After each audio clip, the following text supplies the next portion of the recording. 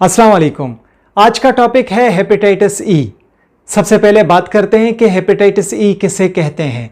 Hepatitis E भी एक viral infection है, एक वायरल बीमारी है और हेपेटाइटिस ई की वजह से भी जिगर की सोजिश होती है।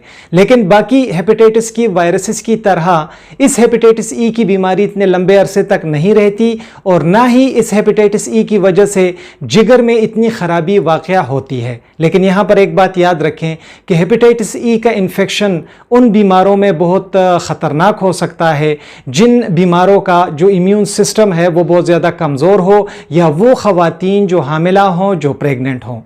हेपेटाइटिस ई का इन्फेक्शन बहुत ही कम अरसे तक रहता है और ज़्यादातर बीमारों में इसका जो इन्फेक्शन होता है वो खुद ब खुद ठीक हो जाता है। अभी वजह के बारे में जानते हैं कि हेपेटाइटिस ई का इन्फेक्शन किस वजह से होता है। तो जिस वायरस की वजह से हेपेटाइटिस ई का इन्फेक्शन होता है उस वायरस को हेपेटाइटिस ई वायरस कहते हैं। जिस फैमिली से इस वायरस का ताल्लुक है तो उस फैमिली को हेपीविरिडाई कहते हैं और ये हेपेटाइटिस ई का virus single stranded RNA virus होता है। जेनेटिक टाइप्स और सब टाइप्स की अगर हम बात करें हेपेटाइटिस ई की तो हेपेटाइटिस ई के जेनेटिक टाइप्स तकरीबन 8 हैं जिन्हें जीनोटाइप्स कहा जाता है और तकरीबन इसकी 17 से लेकर 18 तक सब टाइप्स मौजूद हैं। जीनोटाइप 1 और 2 ऐसे हैं कि इंसानों में आम तौर पर पाए जाने वाले ये जीनोटाइप्स होते हैं जो कि 1 और 2 हैं, जो कि इंसानों में ही पाए जाते हैं। और जीनोटाइप 3 और जीनोटाइप 4 जो हैं तो ये जानवरों में और इंसानों दोनों में पाए जाते हैं। बात करते हैं कि हेपेटाइटिस ई का वायरस कैसे मुंतकिल होता है इंसानों में। तो अगर पानी कंटेमिनेटेड हो हेपेटाइटिस ई से और वो पानी पिया जाए या अगर ऐसा खाना खाया जाए जो कि कंटेमिनेटेड हो हेपेटाइटिस ई से, साफ सुथरा ना हो, तो उससे भी फैल सकता है। जो घरेलू जानवर होते हैं और ख़ासकर जो पिग होता है तो पिग्स में रिपोर्ट किया गया है कि हेपेटाइटिस ई पाया जाता है। कुछ रिपोर्ट से ये भी साबित हुआ है कि जो हिरन का गोश्त होता है उसमें भी ये पाया जा सकता है। अगर वो ठीक तरह से ना पकाया जाए तो इससे भी हेपेटाइटिस ई का इन्फेक्शन मुंतकिल हो सकता है।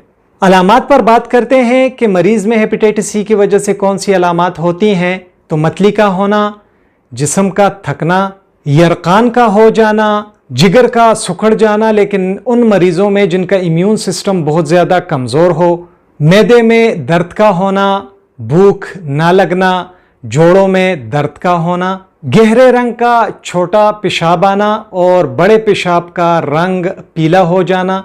इसके अलावा कुछ मरीजों में जो जिगर का साइज है तो वो भी बढ़ सकता है। तशखीस की बात करते हैं कि हेपेटाइटिस ई वायरस की तशखीस हम लेबॉर्ट्रीज़ में कैसे कर सकते हैं। तो हेपेटाइटिस ई वायरस के ख़िलाफ़ हम मरीज़ के खून में IgM एंटीबॉडी को डिटेक्ट कर सकते हैं जो कि स्पेसिफिक होती है।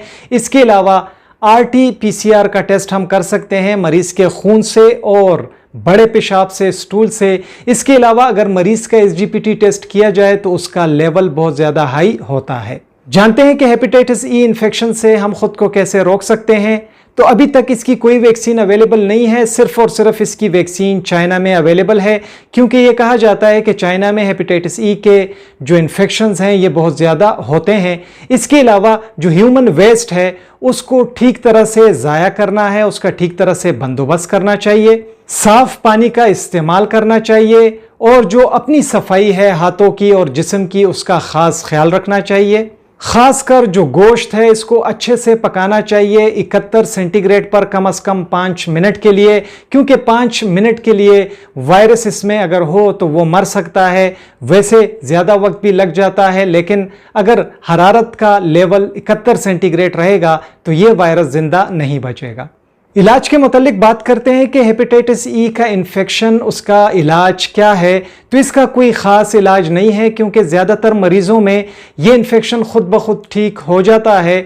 इसके अलावा वो मरीज़ जिनका इम्यून सिस्टम बहुत ज़्यादा कमज़ोर हो तो उनमें ये इन्फेक्शन क्रॉनिक हो जाता है तो ज़्यादातर रिबावरीन जो मेडिसिन है तो वो दी जाती है और उससे ऐसे बीमारों का इलाज किया जाता है। इसके अलावा जो लोग शराब नोशी करते हैं तो इलाज के दौरान या ये बीमारी ख़त्म होने तक कम से कम वो शराब नोशी ना करें।